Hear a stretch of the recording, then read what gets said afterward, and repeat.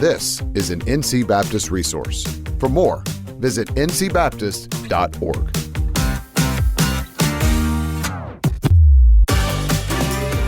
Welcome to the NC Baptist Podcast, the podcast designed to engage with ministry leaders around topics that will explore approaches and resources to help us be on mission together.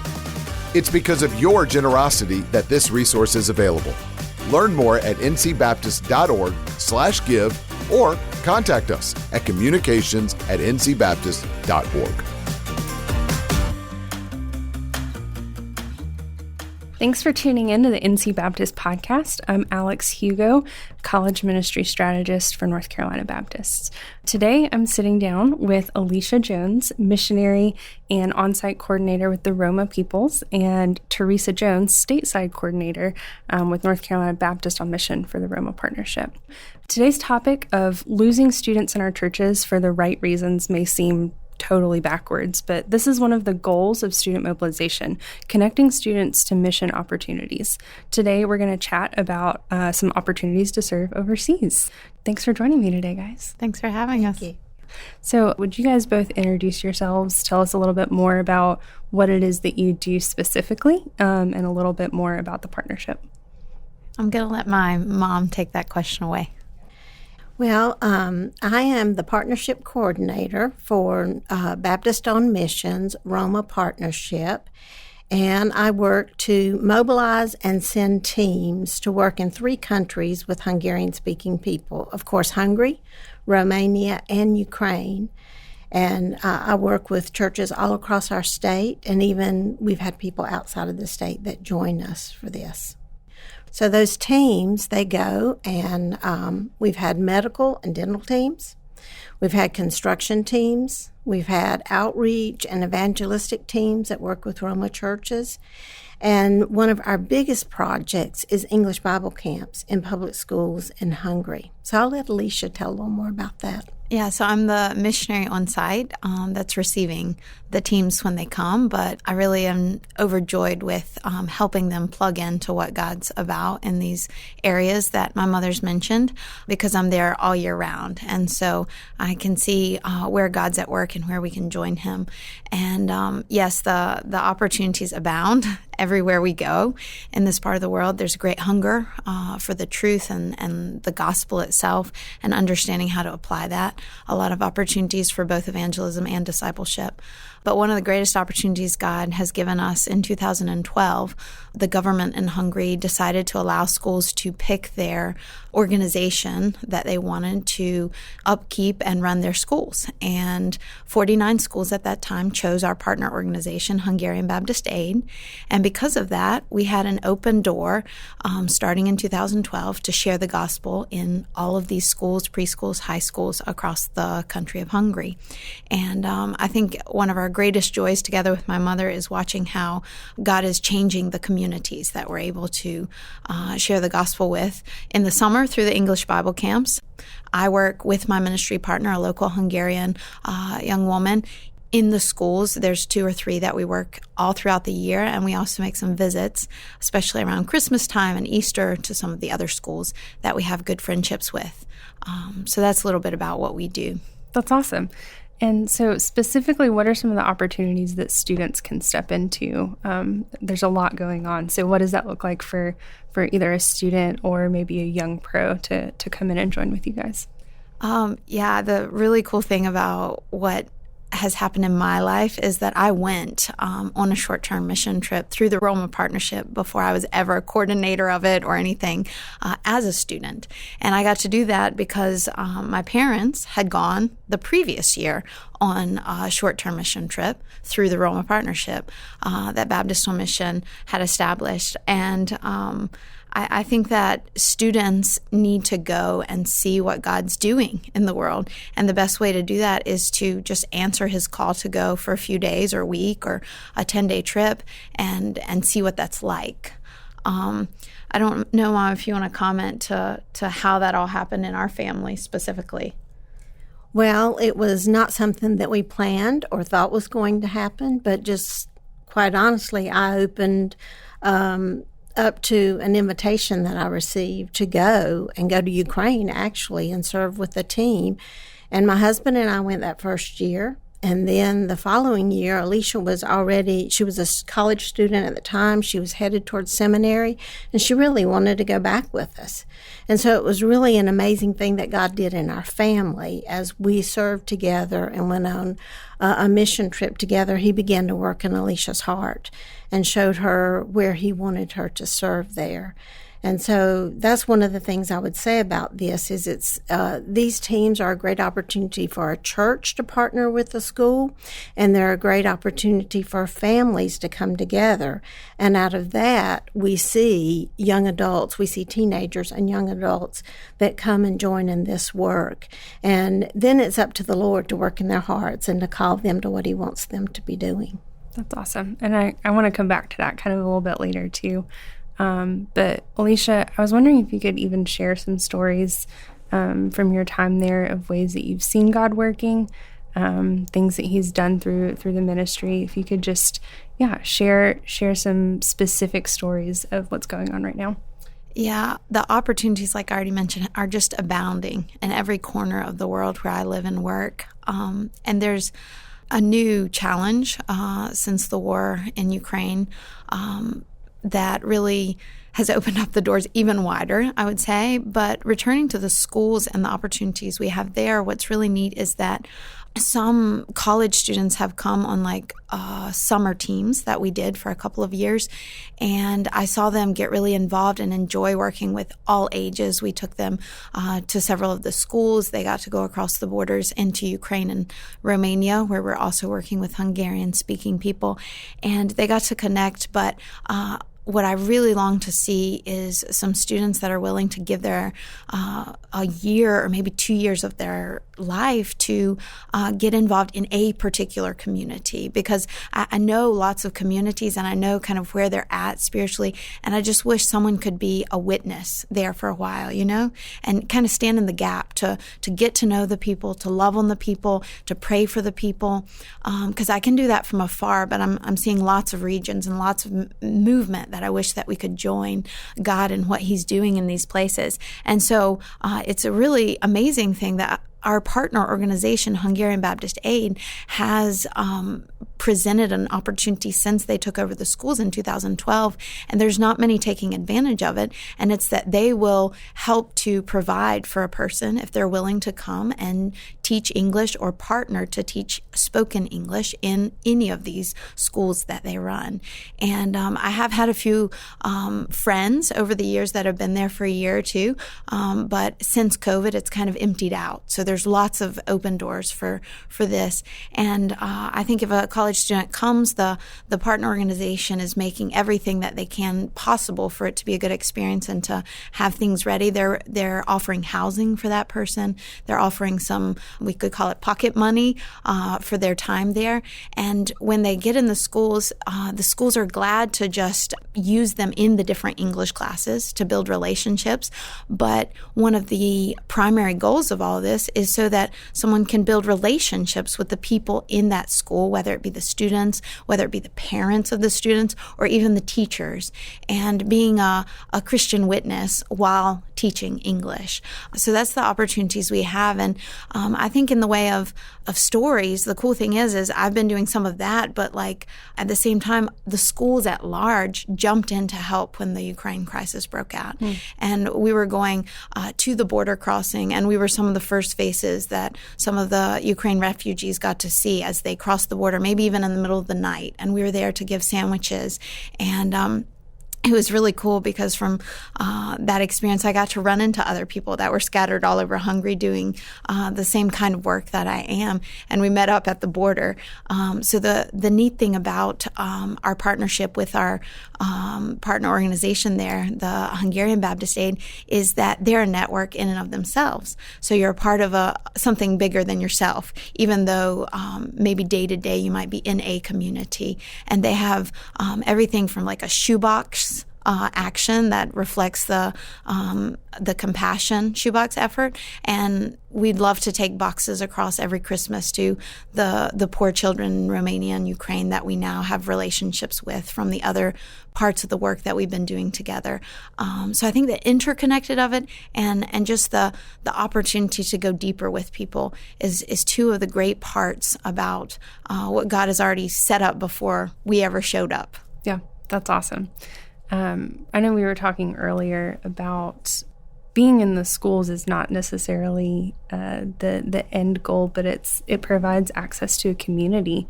And I didn't know if you had any times where that's been really, really sweet to get to know a family through a school partnership or a school relationship.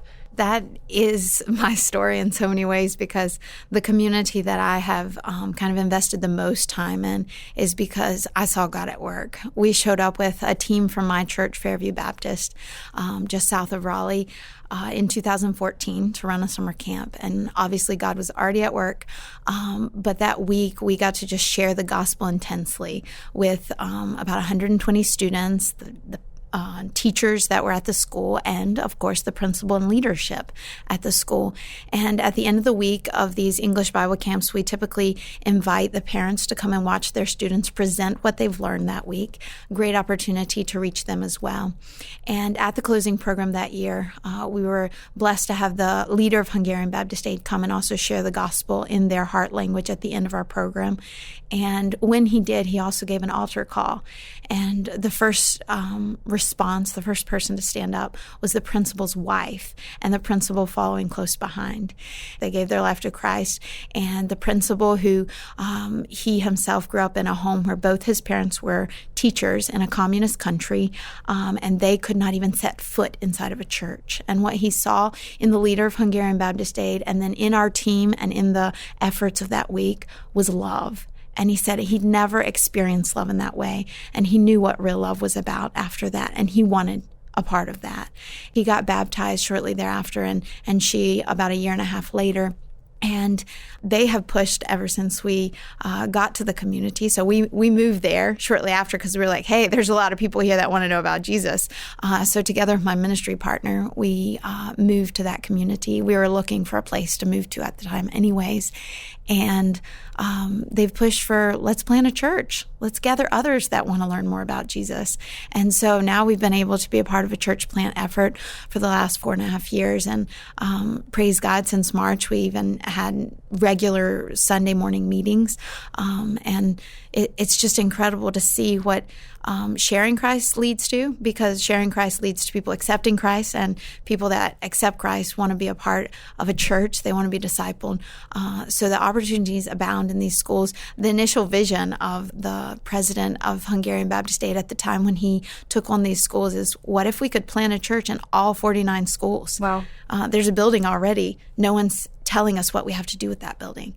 So that's the vision. That's the hope. And it's about lives that would otherwise not hear the gospel and not be able to respond to the gospel, but now they can, because there's a gospel witness not just in churches in certain cities in Hungary, but there's a witness in their school, in their community, right down the street. That's awesome. I would add to that, because I'm working with the churches on this side, and I've seen what it's done for our church, because we have been involved with Alicia in the same community since 2014. So our church has built relationships with people in Hungary, and people have gone back year after year after year on that team. And we have Alicia there as not only a missionary from Baptist on Mission, but Alicia is a missionary from Fairview Baptist Church. She went as a college student. And so we have our person there on the ground, and we send our team every year. And we have literally seen children grow up. We've been going all these years. Some that started as first graders have graduated from the 8th grade. We have some high schoolers now that we connect with. And we have seen their lives be impacted by the gospel and those families and those communities. And we are limited simply by the fact that we don't have enough of those missionaries on the ground, those young adults on the ground that would go and be in the school during the school year and then welcome a team from either their church or another church that would come and partner with that school. And so we, so far through the partnership, have connected with probably 8 to 10 schools in the country of Hungary, but we have the opportunity of about 50 schools that we could do this same thing in. So there's the opportunity for young adults. Yeah, that's a huge need. And I think it's really cool how you're talking about the continued partnership and the continued relationship. I think there's an opportunity for really healthy ministry in that, and maintaining those relationships. Yes. The joy of it has been that not only have I taken on trying to disciple a almost retired, because that's what the principal was, almost retired when he accepted Christ, and now he is retired, he and his wife. I've also been joined by my pastors, by older people and younger people from my church back in North Carolina. They're every year for at least a week investing in them together with me. It's just a great joy. I always say there's no better way to be on mission than together with your family, your church family, your parents, whoever it is. That's awesome. It's always so encouraging to hear how God is using NC Baptist to reach the nations. So in fact, let's take a quick break and hear of a focused prayer initiative for 2023 where North Carolina Baptists can commit to pray for the nations.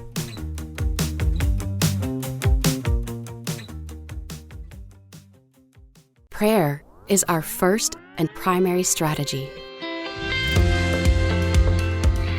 Join other NC Baptists on mission together for a focused prayer initiative throughout 2023 to pray for unreached people groups in North Carolina, NC Baptist missionaries, and church planters.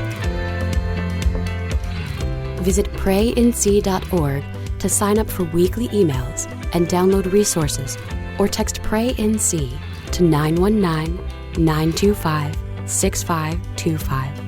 Follow at NC Baptist on social media and download the NC Baptist mobile app. Thank you for committing to praying for the nations.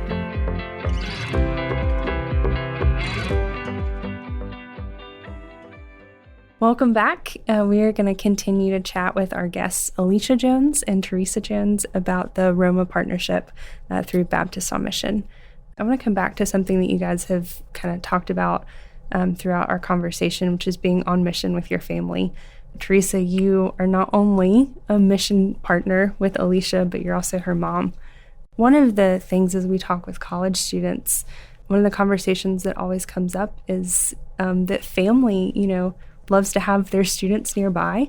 They love to have a say in what their students do. And a lot of times some really valid concerns come up about wanting them to be either close by or maybe use their degree that they just finished. And so I was wondering if you could just kind of speak to what it's like to be Alicia's mom and partner with her in ministry, maybe even address some of those challenges and share some of the joys of being on mission with her. I'd be happy to, because I can honestly say it's been an amazing journey. And we didn't envision it at the beginning. I said, yes, I'll go on a mission trip. And here, 13 years later, my daughters lived in another country for 10 of those years. But the joy is amazing. And both my husband and I would say, it far outweighs anything we could have dreamed or imagined for Alicia, what God has done. So I would say to other parents out there, the first thing is just to trust God. And, we have to do that all through our children's lives. When we take them off to school when they're little, we're having to trust God because they're seeing and doing new things for them, and they're no longer right under our feet. And I will not say it's necessarily an easy journey to let your child go and live in another country. And for us, neither of us were coordinators at the time that Alicia started going with us over in Ukraine. That's where we started. And in 2012, my church took a team, and Alicia had been preparing. She felt the Lord calling her to go and start a preschool there. And we went with our church team, and we left her there in Ukraine in a gypsy church with Roma families taking care of her. And I'm going to tell you, it stretched me, but it was a journey as much for me as it was for Alicia. And I will say that it was not without pain in my life or her life, because if she were telling her story, which I'm kind of stealing her thunder here, but 6 months later she had to leave that location. And as God would have it in His providence, I already had a trip scheduled to see her. And what I ended up doing was going and helping her pack and move from Ukraine to Hungary. And so I've seen God's hand all along the way. I've seen the Lord speak directly to Alicia and show her exactly where He wanted her to serve. And so it is a journey of trust for a parent. And I would also say that it's a journey of knowing that God is greater than we are. He can protect them far wider and further than we could ever protect them as parents. And we can rest in that. I cannot honestly sit here and say it's without some anxiety or some worry. But I think we, as parents, we always worry about our children. And we can also expect that they're going to have struggles, because that's promised to all of us in the Bible. We are told that we're going to have struggles, but God is always with us. Jesus is with us. And for her to travel all over in a vehicle at night, in the middle of the night, in a foreign country, even going into Ukraine at 2 and 3 in the morning in this last year, that is God. That's God at work, protecting her. And I know that I can trust Him with her. The day the war broke out, actually, in Ukraine, I had great concerns leading up to that point as to being a single missionary, literally 1 hour from the border, but living on the Hungarian side. And I remember clearly calling my mother, because the Lord spoke to me after my day of work and a Zoom call and everything, through an email that I was copied on that Baptist on Missions Director Richard Brunson had sent to Hungarian Baptist AIDS Director. And it was just one line, that we know the war broke out and we're ready to help. And the Lord spoke to my heart and reminded me of a thought out of the Bible in the book of Esther, that for such a time as this, He placed me right there. And I think that's what being on mission with God is often about, realizing that He's in charge and He's providential and He doesn't make accidents. So I was living there for a purpose. And once He showed me that, I called my mom and I said, I couldn't do it without tears, but I said, Mom, you don't have to worry about me, because God's got it. God's got it, and He wants me here. And if He wants me here, He's going to protect me, whatever may come. And I told her at that point, I think we might have a big job to do with this war. And it's still going on, and I'm thankful to be right now in North Carolina resting a little bit. But we spent the 6 months from the outbreak of the war until September 7th facilitating many people from North Carolina, and even, like she said at the beginning, all over America, coming to meet medical needs of internally displaced people and just physical and spiritual needs where we could of people as they cross the border. So yes, the answer is the journey with God requires trust on the part of the one going and on those sending and on those releasing, like the name of it, losing their students, lost for the best cause, I do believe. And it's to join God where He's at work, because where He's at work and where He calls us, that's the best place for us always. And I, as a parent, I can honestly say I've gained a whole lot more than I've lost. That's really sweet. It's really encouraging, I think, to me to watch your relationship, and not only watch you be mother and daughter, but partners in ministry. And so I'm just always really encouraged to see that between you two. So Alicia, for a student that might be considering spending 1 or 2 or 3 years after their college graduation in Hungary in a school partnering with you, what are some challenges that you would have for them to consider? What are some things they might want to be thinking through, some conversations they should be having with mentors in their lives? And what are some things you would say to encourage them? Those are all good questions. I love that you mentioned mentors, because even in my preparation, I was first in prayer with God, but I was also seeking out the advice of mentors in my life. And I think that's a great way to explore what God has for us and understanding His call. I do think His call is very important, and obviously His words are very plain when He says, "Go and make disciples." But I think for me as a young person, I was ready to go, but I was asking God, "Okay, where? Where do I go? What do I go and do in order to put this into action to disciple others?" Because I had learned from a young age, I can disciple people sitting in the seat next to me in the classroom. I can disciple people on the college campus where I go to school, some that had come from other parts of the world. And all of those were exciting parts of my journey.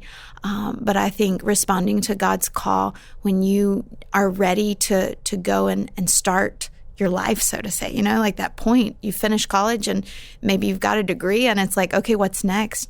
Then I think God is faithful because He's a good God and He's going to answer if you just ask Him. So where is that exactly that you wanted me to go?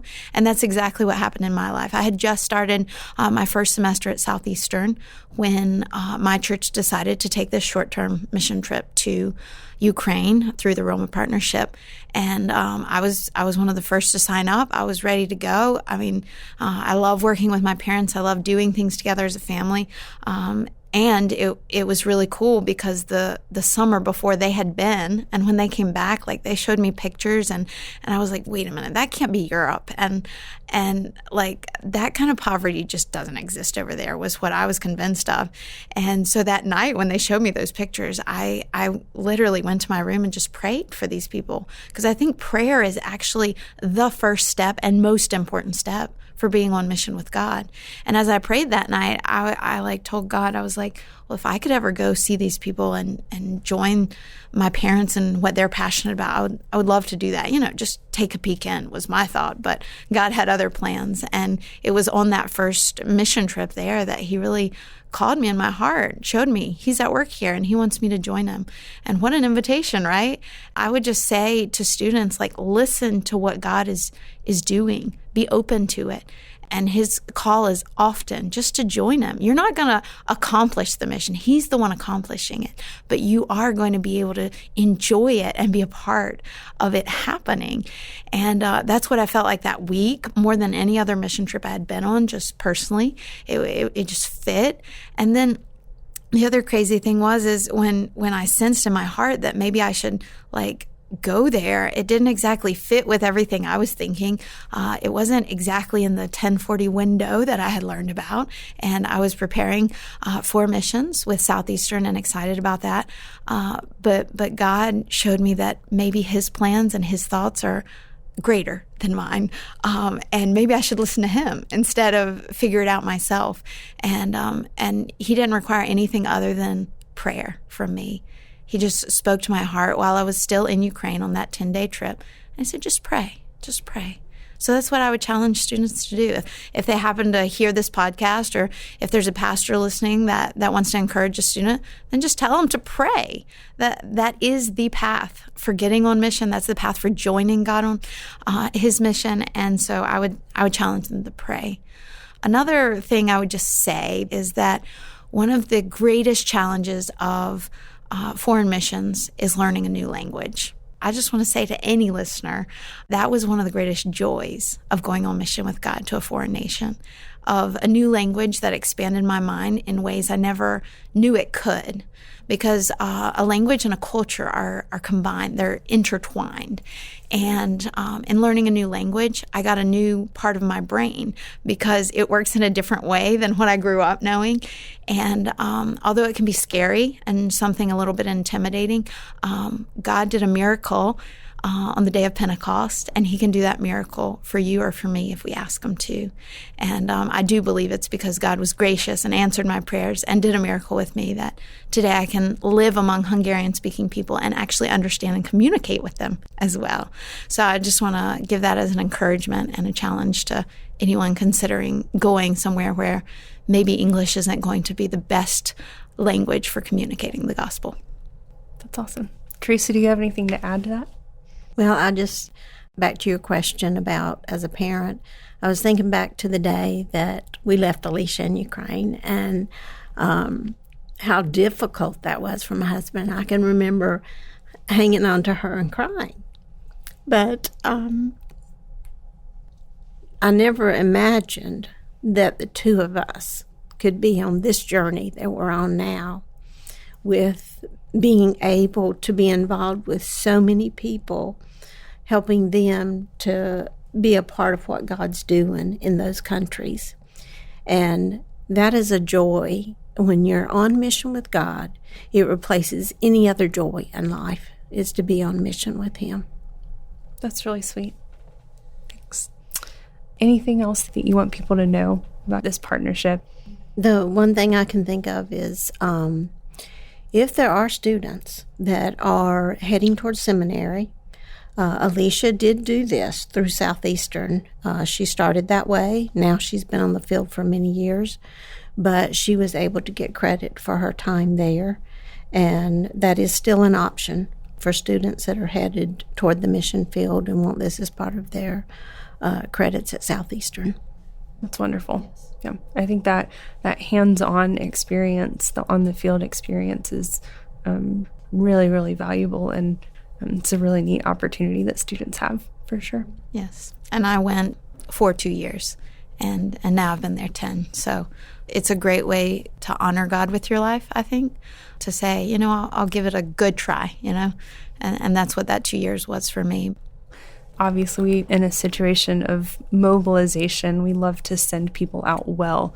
And here in North Carolina, for college students, a big part of that is the Go2 initiative, challenging young pros and recent graduates to spend 2 years in a strategic disciple-making context after graduation. And so, Teresa, do you want to talk a little bit about if a student wanted to join in on this partnership and serve the Roma people, what would be some of the first steps in that? And if you want to share any more of what that would look like. Okay.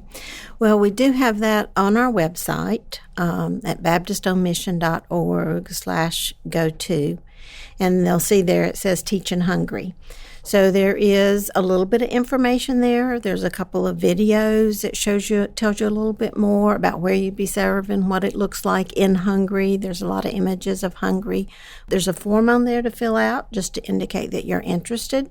And then once that was filled out, I would contact the applicant and set up a time to interview. Both Alicia and I would visit with them and get to know them and see what they're interested in doing.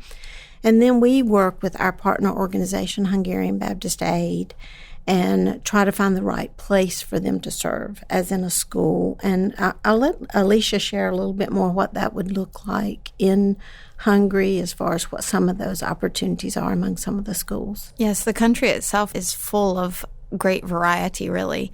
And it's incredible to see how God's working in different areas, from urban areas right in the center of Budapest, the capital in Hungary, to the countryside, which is where I've planted my life, in small villages that are a couple thousand people. But once you're in a school in this kind of community, then you are in the center of life for that community. I mean, that is the meeting place in the town, is what I've found. There's also medium-sized cities that we have schools in that those schools, one of their main motivation for having an actual native English speaker like in their school practicing English with their students is that they are the best school in the town. And so they'll have the best draw. And so people will want to come and send their child there.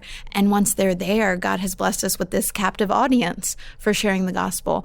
So I think anything that is a passion of a student outside of connecting with people can also be used effectively, whether it be in an urban setting or a small town or somewhere in between, because these schools are open to us as missionaries to their schools, doing after-school programs, doing a parent club, inviting in parents, or meeting with teachers, or connecting with someone one-on-one in the community that may have the same interest as us. So whatever a student's interest is can be put to good use for the gospel in these villages, in these towns, in these cities.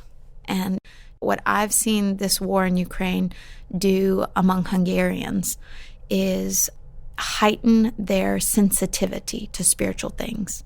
So I think the door that was already opened for us in 2012 to enter into communities and minister in schools is now been kind of widened because their hearts are open, because they are frightened by what's happening in the neighboring country. And the only answer we have to human fear is real fear of God. And so they're ready to listen and learn. How can I fear God so that he can take away the fear that's in me? So I would just say, come, more students come, now's the time, and trust God because he's in charge. Well, thank you so much, Alicia and Teresa. Really appreciate you guys being here and sharing your stories and your ministries, and know that we love partnering with you guys and are so thankful for the work that you're doing. To learn more about college ministry, visit ncbaptist.org/college for resources. And for more information on student and graduate opportunities through Go2 with the Roma people, go to baptistonmission.org/go2. Because of the generosity of NC Baptists, college ministry services are available to NC Baptist churches. Our team would love to empower churches to make, multiply, and send disciples among college students so that every student in North Carolina has access to the gospel. Let's be on mission together. Thanks for tuning in.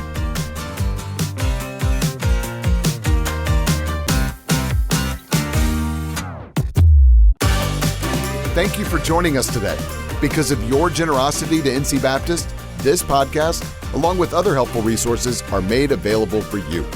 Learn more by visiting ncbaptist.org/give.